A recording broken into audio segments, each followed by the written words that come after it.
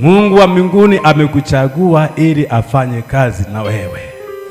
Kwa maana hiyo sisi sote ni watumishi wa Mungu katika viwango tofauti tofauti. Ile damu ya Yesu imetusababisha mimi na wewe tuwepo hapa. Maandiko sehemu nyingine sema hivi, pasipo kumwaga damu hakuna nini? Ondoleo la dhambi. Kumbe damu ni ya thamani sana. Na ile damu iliyomwagika miaka na maelfu na maelfu inanena mema mpaka sasa iko hai. Haina haja kutumia damu ya mbuzi, si ya kondoo, si ya ng'ombe, si ya kuku, si ya njiwa. Haina haja. Damu ya Yesu inatosha tu, ilimwagika msalabani. Inatukomboa mpaka sasa. Kuna watu Mungu amewachagua, afu Mungu anajuta kwa nini nilimchagua. Yule aliyechaguliwa afanya tena dhambi. Ogopa kutenda dhambi utumsha.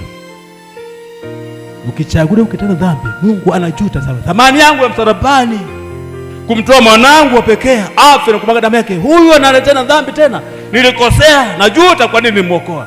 Mungu asijute kwa ajili yako. Bwana asifiwe sifa. Asijute kwa ajili yako. Kuna watu wananifurahisha kwenye Biblia, Mungu anajitukuza. Kipindi fulani Mungu akanatembea katika safari zake kwa kutana na shetani. Anasema wewe umetoka wapi shetani? Kutoka kuzunguka huko na humo.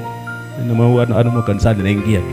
Anasema umeona mtumishi wangu mwaminifu, mwelekevu, amechana na uovu. Sina maana akamsifia.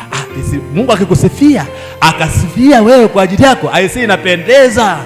Mungu akijitukuza, akisifia kama mtumishi wangu yupo Ikuti, yupo Ibanga, yupo Sistira, yupo CCM, yupo Swaya, yupo Inyara, Mungu anajisikia, unapoteza mambo mema. Lakini akijuta ni hasara kwako.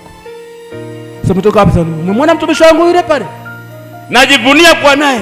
Shetani akapeka mashtaka sasa, kwa hiyo umembariki, umempa vitu vingi, namna gani kila kitu alichonacho wewe umekilinda, tena umemzingira pande zote.